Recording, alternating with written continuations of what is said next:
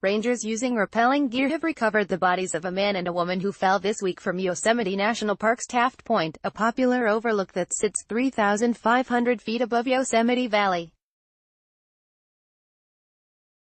A helicopter from the California Highway Patrol assisted the Rangers in removing the bodies late Thursday afternoon, Jamie Richards, a Yosemite spokeswoman, said Friday. Click here if you are having trouble viewing the photo gallery on your mobile device. The two victims were located about 800 feet down the side of a steep cliff from Taft Point, which is located near the end of Glacier Point Road and has sweeping views of Yosemite Valley, El Capitan and Yosemite Falls. Authorities have not yet been able to identify the two victims or how they died, she said. We haven't yet determined what yet happened in this tragic incident, Richards said. It's going to take us several days before we know more. Taft Point has been one of Yosemite's iconic tourist spots for more than 100 years. Named for President William Howard Taft, who visited it in 1909, the point has been a site of countless photos over the decades, proposals and even some weddings near the overlook.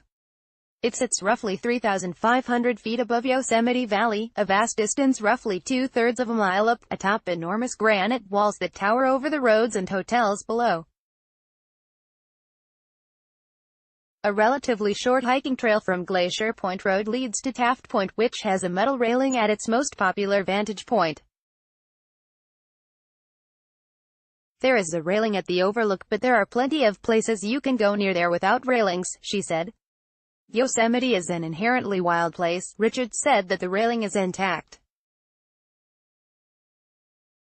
Asked whether the couple may have fallen while taking a photograph or hiking on the edge of the cliffs, or whether they jumped on purpose, she said the investigation is likely to take several weeks and so far investigators have no witnesses.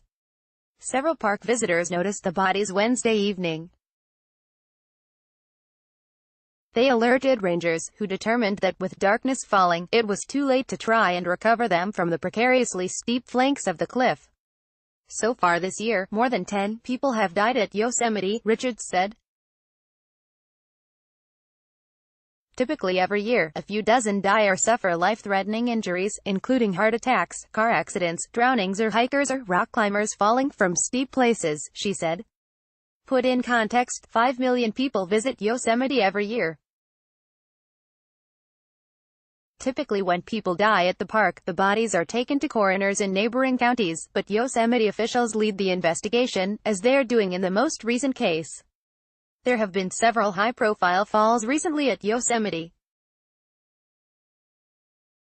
On June 2, two experienced rock climbers, Tim Klein, 42, of Palmdale, and Jason Wells, 46, of Boulder, Colorado, died in a fall of about 1,000 feet from El Capitan, the huge granite wall on the north side of Yosemite Valley.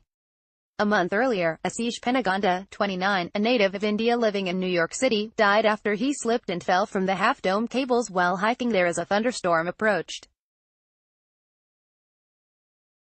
Penagonda worked as a biochemist with Siemens Healthcare, based in New Milford, NJ.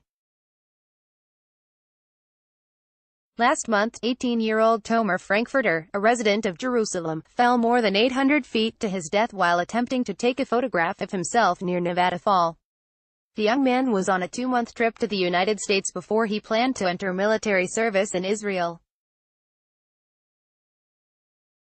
And in 2015, two men, world-famous wingsuit flyer Dean Potter, and his friend Graham Hunt, died when they jumped off Taft Point and hit a rocky outcropping at 100 miles per hour while filming themselves. Wingsuit flying involves people wearing suits with wings sewn between their arms, body and legs.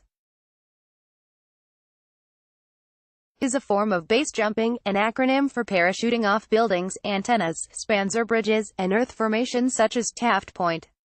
Base jumping and wingsuit flying are illegal in Yosemite. No one but Potter and Hunt will ever truly know what happened, park investigators concluded in a report obtained by the Associated Press.